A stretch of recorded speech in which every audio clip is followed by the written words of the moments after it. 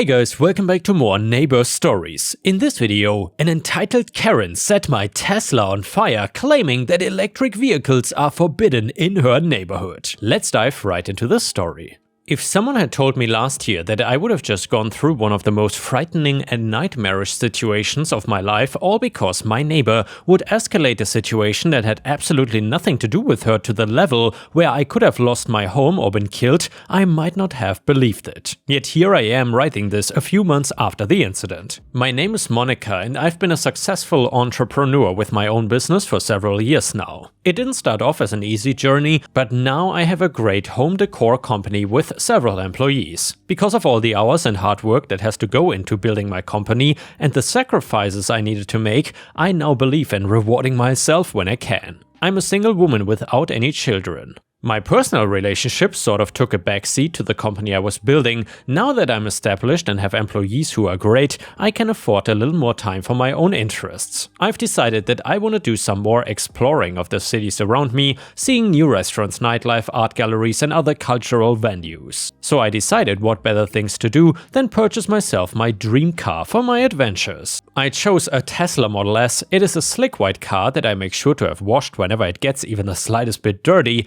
I live in an upscale, quiet suburban neighborhood and there are a lot of people in different points of their lives who live here, from young families to retired couples. I don't know a lot of my neighbors as I've pretty much kept to myself other than occasionally meeting someone at the cafe, down the street or the mailbox, but the majority of people seem friendly. So there is Karen who lives next door and she seems to have a bit of a reputation for liking to be difficult. She complained that the purple bushes I planted near my fence were too bright and that it detracted from the neighborhood aesthetic. I mostly brushed that off, had not seen any regulations to go with our gardens, and it wasn't up to Karen to decide what plants I grew in my yard. I had noticed that all of her plants were pale colors, but I firmly believe in the concept of to each their own unless it affects public safety. Since I'd gotten my Tesla, it meant that I needed to get a charger installed in my garage. I took the time to research the one that I needed. I hired professionals to put it in so that everything would be safe and up to code.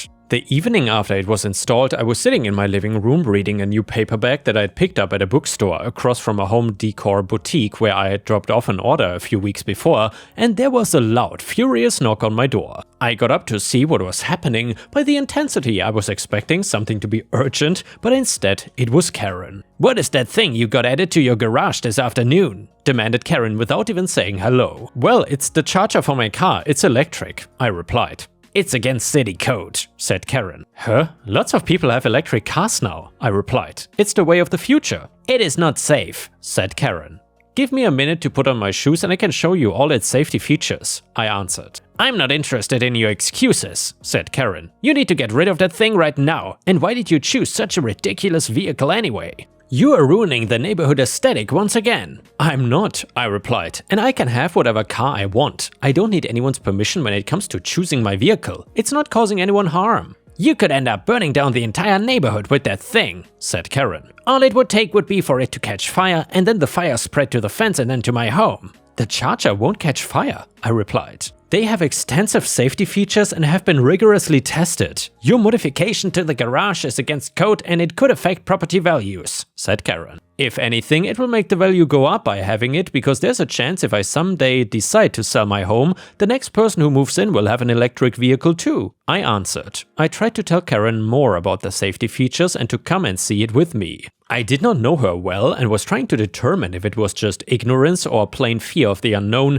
that had her acting the way she did. I'd never seen a lot of people visiting Karen's place. She also didn't have any children or a husband to my knowledge. I suppose that maybe she lacked fulfillment. I had my company and my career to sustain me, and now my new car and my plans for my adventure, but what did Karen have? Probably the amazing, iconic Karen haircut. But anyway, "You do know that electric vehicles are forbidden, right?" said Karen. "It's the neighborhood by law." "If there was ever such a bylaw," I replied, "it is past dated." "Your charger thingy is not safe," said Karen. "Get it out of our neighborhood." "I have the manual," I said. "I can photocopy some pages for you if you would like to look into it further. Maybe you will even want to go electric for your next vehicle." "Never," said Karen. "And if you don't have that charger, whatever you call it, taken out, I will be forced to take matters into my own hands." "That is a death trap." "I've tried to reason with you," I answered, "but you're blowing this whole situation out of proportion. If it would make you feel better, I can get a note of authorization from the city clerk tomorrow and a letter from my electrician and the manufacturer of the level 2 charger for you. You're stalling, said Karen. You have an hour to get rid of it or else I will see to it that you do. Please, Karen, I answered. There's no need to involve the authorities or anyone. And by the way, guys, at this point I would have already called the cops on Karen. She's clearly making threats and trying to intimidate OP. My car charger is not going to bring you any harm. Maybe I can get you a cup of tea and we can chat. Don't toss your hospitality in my face and think that it will get me to change my mind, said Karen, turning around and marching back towards her home. While shaken, I returned to my book. I didn't actually think that she would do anything. After all, my bushes hadn't had any harm come to them, despite Karen's dislike of them. However, me thinking that nothing was gonna happen did not end well. I went to bed at my usual hour, around 11, but awoke to the sound of the smoke alarm around 1 in the morning. A few moments later, before I'd even had a chance to get my rope tied up and my shoes on, I saw fire trucks and a police car racing into my yard. I rushed outside and saw my garage in flames. My garage is detached from my house and thankfully, the fire department was able to get things under control so that my home did not sustain any damage. But my car and the garage with the newly installed level 2 charger inside were a complete write-off. What do you think started it? I asked one of the police officers who was in my yard. Well, it looks like it started with the car and then the fire spread, said the officer. But the car is brand new, I answered. It had all its security checks, etc. and besides, this cannot be a coincidence. What can't? Asked the officer. I explained about Karen's visit earlier in the evening and how when she had left she had told me that she would take things into her own hands. Those are serious allegations, ma'am, said the officer. Can you prove them? I'm not sure, I answered, but I do have a security system. Hopefully it can tell us because I cannot just believe that the car started on fire just like that, especially when Karen was angry that I had the charger installed just this afternoon in the garage. We headed inside the house and I turned on my computer to be able to access the feed for the security system. Would you like some coffee? I asked as I waited for the computer to load. Thank you, ma'am, said the officer. I have some pie too if you would like, I said. The officer accepted and by the time I had served us both, the camera feed was ready to be loaded. I pulled it up to the time when Karen had visited earlier in the evening. Since we had been out on my front porch, our entire conversation had been captured. Next, I found the right camera and angle for my car and the garage. I felt nauseous watching the next several minutes of the footage. It clearly showed Karen walking into my yard with a can of gasoline and dumping it on and around my car, which was parked just outside the garage. The car quickly went up in flames after Karen dropped a match on it, the fire spread to the garage and now I had no car and no garage. Even though I know what Karen had told me, I was still struggling to wrap my head around the whole situation. I couldn't easily believe that someone would destroy someone's property just like that because they were worried about it. Also, Karen had been worried that if a fire did start because of my charger, it might lead to her property and yet she would set the fire anyway. The officer took copies of my security footage and then called in another police car. From my upstairs bedroom window, I witnessed them arresting Karen. Over the next few days, there was a hearing and Karen was denied bail. The police had done some digging into Karen and had learned that there was a history of complaints against her from the neighbors because of her petty complaints and sometimes the actions she had taken because of them. But setting fire to my Tesla was the biggest offense she had committed so far. It was clearly arson and Karen was charged with it and other related offenses. She was sentenced to 3 years in prison. Thankfully, my insurance was able to cover the damage to my car in my garage. A new model of Tesla was on the market when I got around to buying a new car again, so I went with it and the more advanced charging system. I also installed a gate around my property so that people couldn't just walk in whenever they wanted to. This way, regardless of whether I parked the car in the driveway, because I like to be able to look out at it, or in the garage, I know that no one can just walk in and tamper with it. By the way, Karen's house is up for sale. I heard that it was her mom who put it on the market since Karen won't be able to make the mortgage payments while she is behind bars. I just hope that the new neighborhood minds their own business and doesn't care what the rest of us neighbors do. After all, we should all be free to live without the stress of harassment. And yeah guys, I would say amen to that. I really feel for everyone who has awful neighbors like that. Either way, the next one is a super funny Am I the Jerk story that is titled Am I the a-hole for making a customer who always pays in loose change count out every penny before getting his pizza? And by the way, if you enjoyed the story so far, please don't forget to like the the video and subscribe if you haven't already. So I have been delivering pizzas part-time at Marco's Pizza for about 2 years now to help make ends meet. Most customers are pretty normal, they pay with card, have cash ready, or at least apologize if they need to run back inside to grab money. But then there's this one customer, his name is John, who's become infamous among all the drivers for his so-called special payment method. See, John does not just pay in change, he pays in the most inconvenient way possible. We are talking about $20 worth of pizza being paid for entirely in nickel, dimes and pennies, all mixed together in this massive canvas bag that probably weighs 3 or 4 pounds. The thing is, he knows exactly what he's doing. Every time he answers the door, he's got this smug little smirk on his face as he holds out that bag of coins. Most drivers just take the bag and leave because it's not even worth the hassle of counting it all. Usually the amount is pretty close to correct, maybe a few cents over, but it's the principle of the thing, you know. This guy is clearly getting some kind of weird satisfaction from making our jobs harder. I had managed to avoid delivering to his house for a few months because everyone at work knows his address by heart. It is 1847 Sycamore Drive, and whenever his order comes in, it's like a game of hot potato with the delivery tickets. Nobody wants to be stuck around with it. Last Friday, I was having a particularly rough night. 3 customers had stiffed me on tips, I got caught in a downpour, and some teenager gave me fake bills that I had to pay back to the store out of my own pocket. Then I saw the next delivery ticket. It said 1847 Sycamore John's house. That is when I remembered a post I'd seen about someone dealing with a similar situation at a checkout counter. A light bulb went off in my head. I grabbed his order, 1 large pepperoni and a 2 liter of Sprite, 1947 with tax, and headed to his house. But this time I had a plan. I pulled up to his house and left the pizza in my car. Walking up to his door empty-handed, I rang the bell, and sure enough there was John, early 50s, polo shirt tucked into khakis, holding his signature canvas bag of coins with that irritating smirk. "Evening," he said, jangling the bag. "Got my pizza?" I smiled pleasantly and said, "Of course, sir, but we have a new policy that I need to tell you about. Due to some recent issues with incorrect payments, we need to count all cash and coin payments before handing over the order." His smirk faltered slightly. "What? Just take the bag. It's all there. Maybe even a little extra." I maintained my professional tone and said, "I'm sorry, sir, but policy is policy. We will need to count it out right here. Would you mind turning on your porch light? It is a bit dark to count coins." He looked annoyed but flicked on the porch light. "Fine, let's get this over with." I sat down right there on his porch and dumped out the bag of coins. "Let's see, that's 1 nickel, 2 nickels. I started counting methodically, making neat little stacks of 10 coins each. "Are you serious right now?" John demanded. "You're really gonna count every single coin?" "Just following policy, sir," I replied cheerfully. 3 nickels, 4 nickels. He stood there awkwardly, shifting from foot to foot. "This is ridiculous. Can't you just take the bag like everyone else does?" 5 nickels. "Sorry, sir, but I could lose my job if I don't follow the new policies." 6 nickels.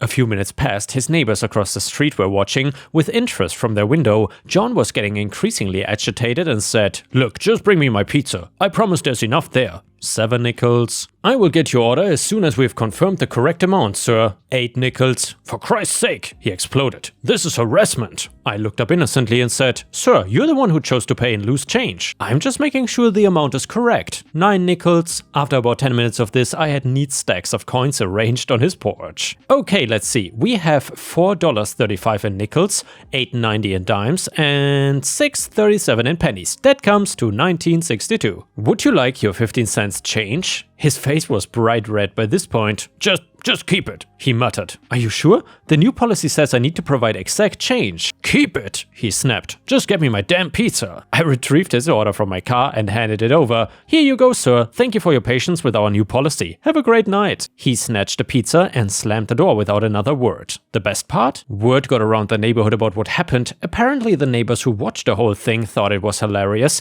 and shared the story at their block party that weekend. John has ordered pizza 4 times since then, always paying by card. But here's where I might be the a-hole. Some of my coworkers think I went too far. They say I was needlessly antagonistic and could have just taken the bag like everyone else does. My manager actually thought it was funny but suggested I shouldn't do it again as it took me off rotation for other deliveries for too long. So Reddit, am I the a-hole for making this guy count out his payment penny by penny? And yeah guys, let me know what you think about this in the comments, but I would say OP was definitely not the a-hole douchebag douchebags like this guy definitely need to be taught a lesson, and OP basically did God's work here. To answer some questions, yes, it really took about 15 minutes total, and no, there's not actually a new policy, and yes, he has ordered since then using a credit card every time, and our store technically has a right to refuse service policy, but management never enforced it with him. Comment number 1, soft, you are the a-hole, but I love it. Sometimes being an a-hole is justified, and this was definitely one of those times. You were not even really an a-hole,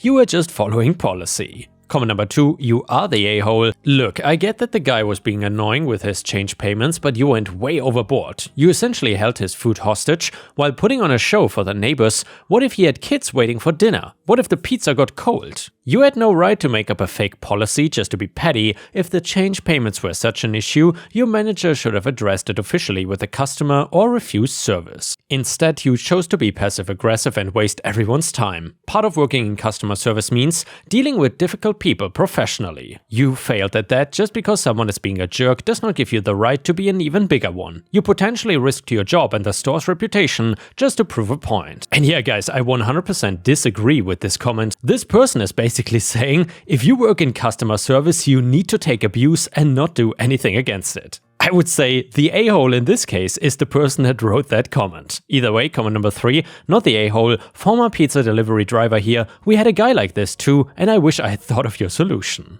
Also, the fact that he's now paying by card proves that he was just being difficult on purpose before. Either way, the next one is a pro-revenge story. A few years ago, I used to work overnight, 11 PM to 7 AM, for an insurance company. I did roadside service, which consisted of people calling in about a flat tire, dead battery, or in this case, keys locked in the car. I would then call and pay a contracted company to go out and help. So around 3 AM my time, a woman calls in from Phoenix for help. She is locked out of her car. She started the call off very impatient and belligerent. First off, she was slurring heavily, so I was having a hard time getting her address, which I guess was my fault. I had to have her repeat the city a few times, since I genuinely couldn't understand her. She hated this and began mocking me and implying I was not from the country, which in fact I was. Apparently, my southern accent did not allude to that. Anyway, once I got the address, I asked what the address was for a reference for the locksmith. House, store, gas station, etc. She said it was a house. I looked it up in Google Maps and it was, in fact, a dive bar.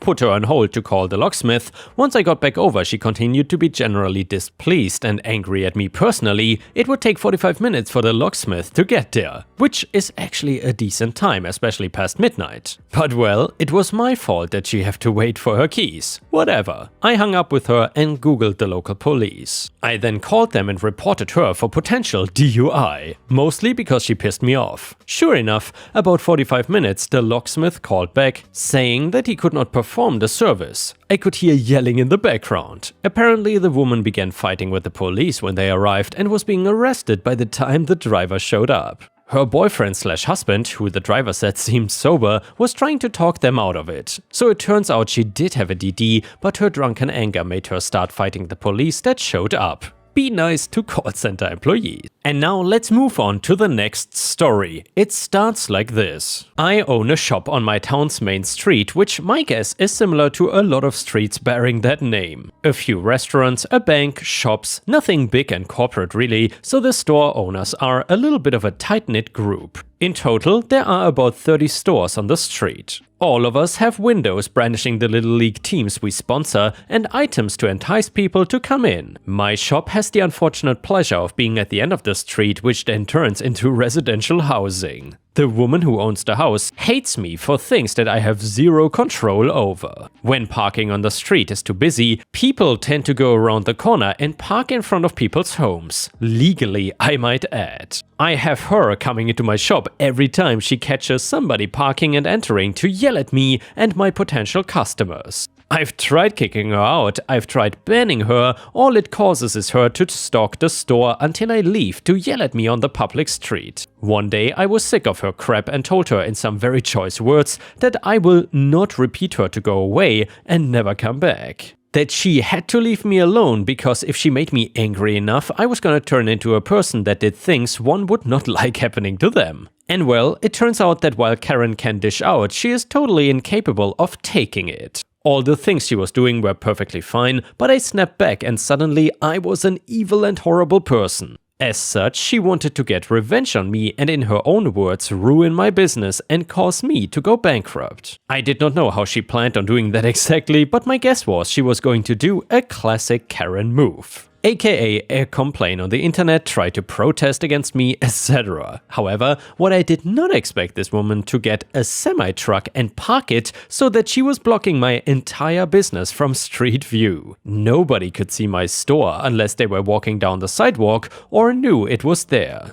This is not the kind of store people plan to go to. It relies on people seeing and thinking it is cool. For anybody curious, I sell various memorabilia, so my stock varies greatly. A lot of my customers are people coming in to see what I have after noticing my sign. Karen was stopping that, and I wanted to find a way to make that truck go away. At first, I assumed it must not be legal to park a truck like that on the street. It turns out that as long as it was parked legally and she paid the meter for all spots it was occupying, there were no problems with it. I knew that something would go wrong soon because of how tight the space was. It only took 2 days before her truck couldn't fit due to another car being in one of the spots. To make her truck fit, she put it partially up on the frickin' sidewalk, thinking I would not do anything against it. I called the police and told them there was a semi-truck on a public sidewalk, creating a dangerous hazard. They came and had to get a special tow truck in order to remove something that big and get it away. This is where things get really interesting, because even if I was not the one to get it towed, Karen would blame me anyway. She came into my store, and before I could remind her she was banned and threatened to call the police, she started grabbing everything she could and breaking as much of my merchandise as possible. She was screaming like a banshee, saying that her truck got stolen and that she would file charges against me for Grand Theft Auto. She was literally calling the police on me, which was absolutely bizarre considering the crimes she committed.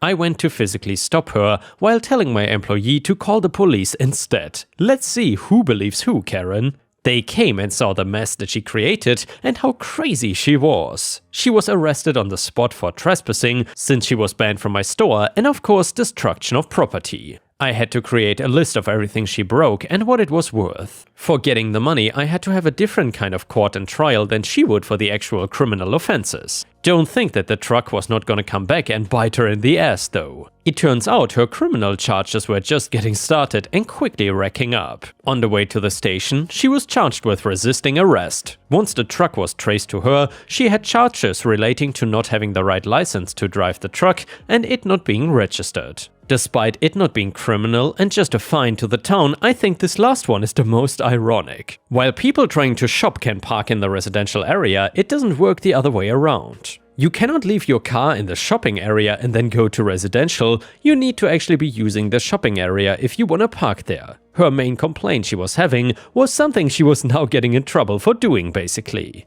I totaled up everything she broke and took her to court for the $12,000 of things she destroyed. Of course, she didn't want to give up without a fight on her end, trying to argue that I was just making up prices because I knew all my stuff was garbage. I came prepared with proof of what they were worth and all the authentication I needed. When she was ordered to pay me, she actually told the judge that she didn't need to do anything she didn't want to because this was America. The judge told her that yes, it was America, and if she didn't follow a court order to pay me, then in 40 days her assets could be seized and they would make her pay me. Luckily, she didn't wait and let that happen and instead paid me. I think her lawyer told her it would seem better when she went for her criminal trial, in which she had zero remorse for what she had done. She even told them that as soon as she got another truck, she would park it to block my business again. As for resisting arrest, she once again went the America route of thinking she had the right to do anything she wanted and could refuse to be arrested. Since the charges had nothing too serious, she was not going to jail. 5 years probation and I was given a restraining order for her. She could not come near my business or I could call the police. Now I knew she was still watching my store from afar and I wanted to do something to honestly just be a jerk. I managed to find some semi-truck memorabilia that was related to a sports event giveaway. I put it front and center at the window for everybody, including Karen, to see. Immature? Yes. Worth it? Absolutely. And yeah, Ripe stars, if you enjoyed this story of Karen getting her, sort of, I would say, comeuppance, then please don't forget to like the video and maybe even post a comment, because that would help me tremendously in regards to pleasing the algorithm. Either way, the next one is a malicious compliance story. It was 2005 and the lady I had met over the internet, having visited me in Australia and me visiting her in the US and meeting her folks and all that, she had now come to be with me and we had married. But since arriving to stay, she had a lot of problems as her vocational college degree was not recognized in Australia, leaving her with difficulties getting a job. She was determined and flexible though, and did some temporary jobs, clerical receptionist kind of things, using skills she had learned while working at college as a librarian. She finally got a real job as a receptionist or clerk at a company that brokered loans, and she got on with things. One thing that was always a problem was that the sales rep/sharks would have their clients come in and they would tell the women to make coffee for them. That was not the part of their role, so my wife and co-workers were told that they were not to do that. It was up to the salesperson to make the coffee for themselves and the clients. This was part of an initiative to try to retain women in these roles, as they did not tend to stay long in what was something of an anarchic office. So my wife is working, and a salesman, they called them financial advisors, but they were the credit business version of the used car salesman class. Client comes in and she busts the guy. He comes out and says to her to make them both coffees. She tried to be discreet but said that he knew that she couldn't do that. He blew up, went to her supervisor, and she told my wife to make the coffee. Later, she had her in the office and then fired her. Yep, she was fired for trying to do as she was told, the opposite of malicious, I guess. But the karma comes in anyway. She was fired but asked to stay on until they got another person to replace her. For the next 2 months she continued to go to work, now able and ready to refuse anything she didn't want to do, especially the coffee making. The same guy tried once, she said no, so fire me. They could not find a replacement for her. Word of their issues at that company had got around the receptionist/clerical field locally. Edit, she reminded me the agency she had got the job through refused to send anyone. It was the third person in a row dumped when the probationary period was nearly up, so the agency was not being paid their commission. Then she was offered a much better job with some real responsibility and standing and almost 30% more salary, walked in the office next day and told them she was leaving at the end of the day. No notice required, of course, and they still had not gotten a replacement and did not find one for months more, by which time they were trying to replace 2 of them. Eventually, the company let the woman supervisor go and initiated sensible rules. My wife never looked back, but we still have a chuckle 18 years later at how well getting fired worked out for her and how badly it ended for the supervisor who fired her staff for obeying the rules. And the next one is a funny little petty revenge story to end the video, and it is titled "Gave a coworker's address to a law firm he was running from." So this was a few years ago. A guy at work made me mad. I had overheard him talking crap about me. I went looking for info about him online. I found a car repo negative balance lawsuit for $5,000-ish on a county court site. I found the law firm and used the Contact Us page and referenced their own case number with his new address and phone number. He started delivering pizzas on the site shortly thereafter. And then a user in the comments suggested, for true continued pettiness, make sure you order a pizza when he's doing the deliveries and don't tip him. And then another person said, better yet, order a pizza to be delivered to the law firm. And yeah guys, thanks a lot for watching. I will see you again tomorrow.